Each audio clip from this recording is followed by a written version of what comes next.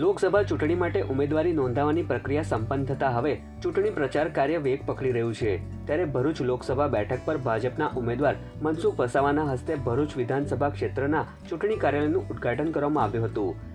Bharuch district court સામે આવેલ શિલ્પી signature complex ખાતે ભાજપના ચૂંટણી કાર્યાલયનો પ્રારંભ કરવામાં આવ્યો છે।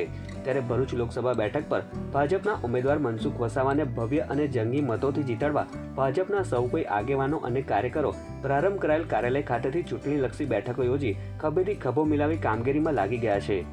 આ પ્રસંગે ભરૂચ જિલ્લા ભાજપ પ્રમુખ મારુતિસિંહ અટોદરિયા, ધારાસભ્ય રમેશ મિસ્ત્રી, અરુણસિંહ રણા, પૂર્વ ધારાસભ્ય દુષ્યંત પટેલ સહિત ભાજપના હોદ્દેદારો અને મોટી સંખ્યામાં કાર્યકરો ઉપસ્થિત રહ્યા હતા।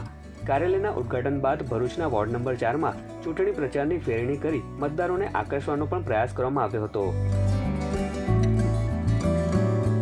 અંકલેશ્વર હોય કે ભરૂચ શહેર હોય, સંગઠનના લોકો સાથે, ધારાસભ્યો સાથે અમે લાભાર્થીના સંપર્કમાં પહોંચ્યા છે। તો આવાસ જે લોકોને મળ્યા છે કે શૌચાલય મળ્યા છે, અન્ય લાભાર્થીને અમે સંપર્ક કર્યો છે। તો પ્રધાનમંત્રી આવાસના જે લાભાર્થીઓ એટલા બધા ખુશ હતા અને નરેન્દ્રભાઈ મોદી માટે એટલી સારી પ્રશંસા કરતા હતા કે આટલા જાહેર જીવનમાં મેં આવી પ્રશંસા કોઈ નેતાની મેં સાંભળી નથી।